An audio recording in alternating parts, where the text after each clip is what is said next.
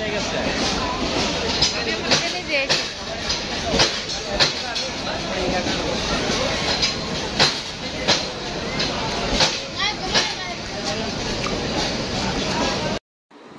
আলাইকুম, সবাই কেমন আছেন? আজকে আমরা চা খাওয়ার জন্য আর ঝালমুড়ি খাওয়ার জন্য স্টেশনে চলে আসলাম।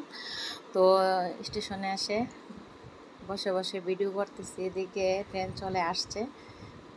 ভাবলাম যে ট্রেনের ভিডিওটা করে নিই, আর ঝালমুড়ি চা খাওয়ার ভিডিওটা করতে পারলাম না, আন্তরিকভাবে দুঃখিত। কারণ মানুষ এত ছিল, বুঝে নিত যখন ট্রেন আসে মানুষের সমাগম কীরকম বেড়ে যায়, সেজন্য পরিস্থিতি খারাপ ছিল, তাই মানে ওই মুহূর্তের ভিডিওটা করতে পারিনি।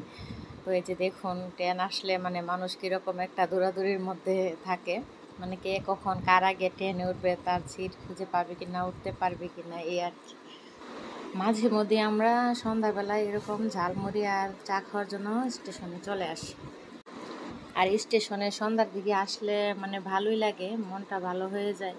বিভিন্ন রকমের মানুষ দেখা যায়, ট্রেন থেকে কত দূর দূরান্ত থেকে মানুষ আসে, ট্রেন এসে থামে আবার ছেড়ে যায়, এগুলো দেখতে অনেক ভালো লাগে।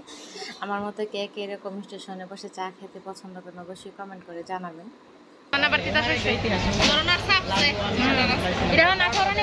আগে কিন্তু তিতাসি এনে দ্বারা করতো, এনে কি লেগে দ্বারা করে না জানেননি, এনে রাখতো, এনে ও সাইডে নিয়ে রাখতো। কি বলবো, আজকে সন্ধ্যা বেলাটা মানে অনেক ভালো কাটছে। আর ওই যে ওভার ব্রিজের উপরে মানে আমার দুই বোন ওইখানে দাঁড়িয়ে দাঁড়িয়ে ট্রেনের ভিডিও করতেছিল। রেল লাইনের পাশেই কিন্তু আমাদের বাড়ি, প্রতিনিয়ত এই ট্রেন দেখতেছি, তারপরও কাছ থেকে দেখার অনুভূতিটাই হলো আলাদা। আর রাতের শহর দেখুন কতটা ভালো লাগে, রাতের বেলা রেল স্টেশন অনেক ভালো লাগে দেখতে, কীরকম যেন একটা অন্যরকম ভালো লাগা কাজ করে। কত জায়গার মানুষ আসতেছে, কত কত জায়গায় মানুষ যাচ্ছে, এগুলো দেখতে সত্যি আমার না অনেক ভালো লাগে। আমার মন চায় আমি সারাক্ষণ রেল স্টেশন বসে বসে শুধু এগুলোই দেখি। সত্যি কথা বলতে কি, যদি ছেলে হতাম তাহলে সারাক্ষণই বসে থাকতাম রেল স্টেশনে। সারাক্ষণ বলতে মানে বিকেল বেলাটা আর সন্ধ্যার পরের সময়টা অনেক ভালো লাগে রেল স্টেশনে।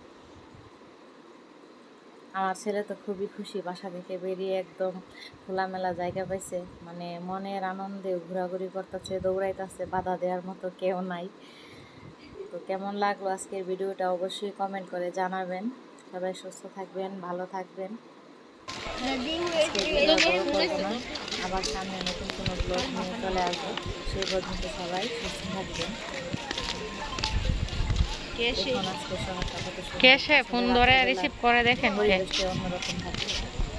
সবাই সুস্থ থাকবেন, আল্লাহ হাফেজ।